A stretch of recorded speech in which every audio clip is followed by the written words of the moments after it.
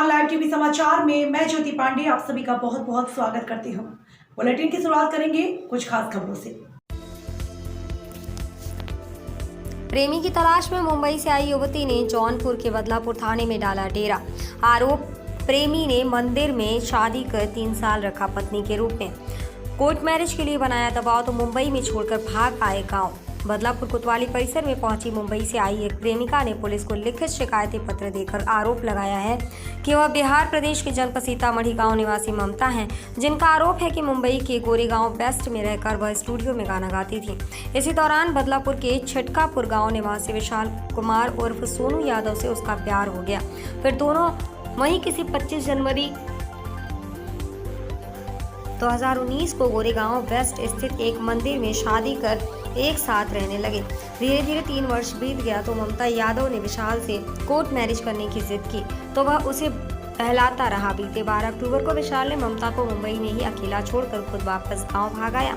इसकी जानकारी जब उसे लगी तो वह भी रविवार की शाम मुंबई में सीधे जौनपुर बदलापुर कोतवाली पहुंच गई।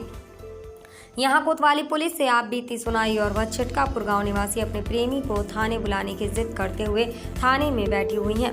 समाचार लिखे जाने तक 24 घंटे से अधिक समय बीतने के बाद भी उसका प्रेमी और उसके घर का कोई भी सदस्य थाने में मिलने नहीं आया, जबकि थाने में बैठी ममता यादव अपने हक और अपने साथ हुई धोखाधड़ी मामले में न्याय के लिए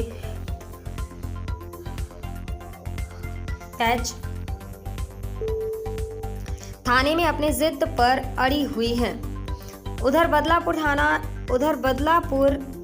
थानाध्यक्ष ने कहा कि किशोरी को न्याय दिलाने के लिए नियमानुसार कार्यवाही की जाएगी।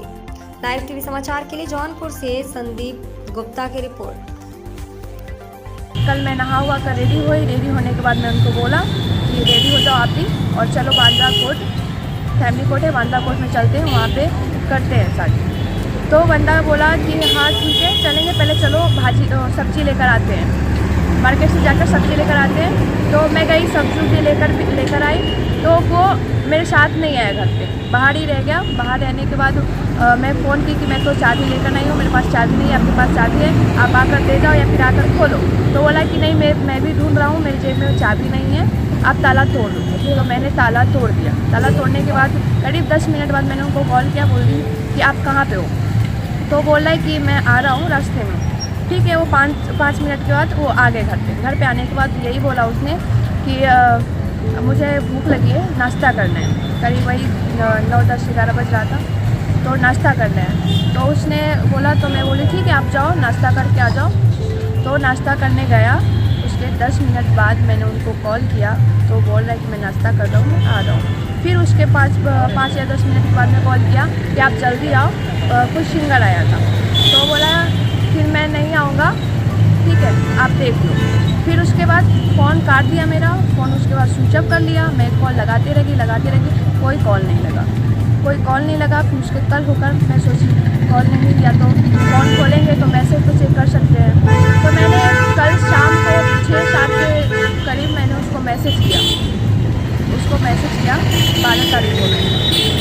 तो मुझे रिप्लाई आया कि मैं नहीं आऊँगा, आपको जो करना है आप करो, आपको बांद्रा कोर्ट जाना है, जहाँ जाना है आप जाओ, मुझे उससे कोई मतलब नहीं है, आपको जो करना है करो। तो यहाँ पर कैसे आए आप? मैं यहाँ पे वहाँ पे ये सब बात होने के बाद फिर उसके बाद फ़ोन स्विच ऑफ कर दिया, मेरे से बात नहीं किया, फिर ब्लॉक कर दिया नंबर। मैंने एप्लीकेशन लिखवाई थी वहाँ पे, 15 तारीख को एप्लीकेशन लिखवाई। फिर मेरे पास कोई पैसा वैसा कुछ खाने के लिए नहीं था, तो वहाँ पे मैं कैसे रहती, कहाँ पे रहती। इसलिए मेरी एक कोई फ्रेंड थी, उसने मेरे को 2500 का टिकट बनवाई ट्रेन का और 1000 रुपया दिया मुझे। उसने देकर फिर मुझे यहाँ पे भेजा। मैं सोची कि वहाँ गाँव में गया होगा। तो मैं सब में यहाँ पे एक्चुअली आई थी अपनी शादी के लिए। जो मेरे हस्बैंड है वो मुंबई से छोड़ कर निकल गए।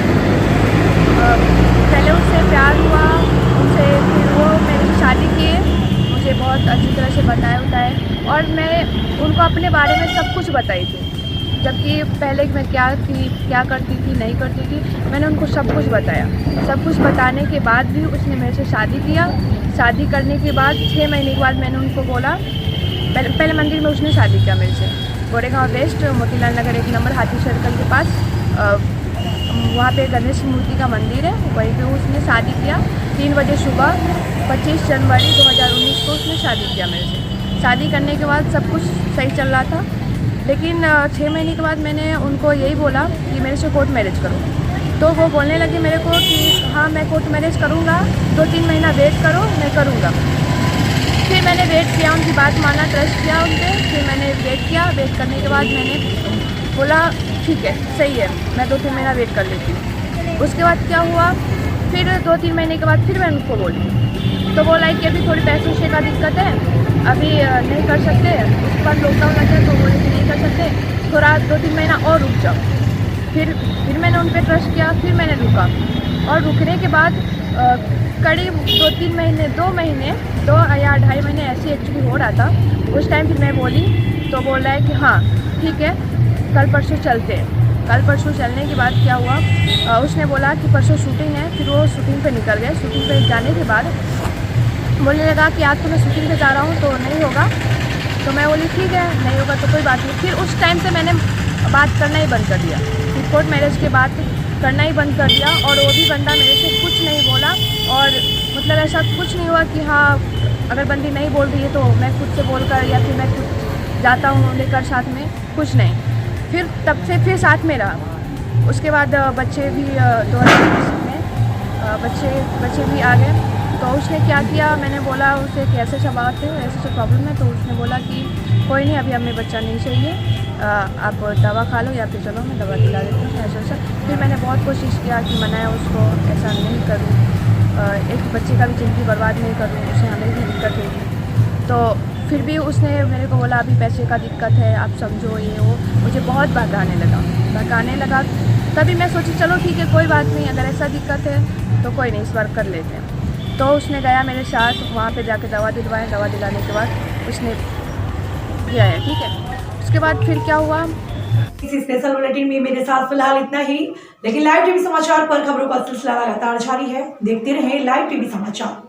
हमारी खबरों को सबसे पहले देखने के लिए चैनल को सब्सक्राइब करना, खबरों को शेयर करना और लाइक करना बिल्कुल ना भूलें। तो जुड़े रहिए हमारे साथ और होते रहिए हर खबरों से रूबरू। फिलहाल के लिए मुझे दीजिए इजाजत।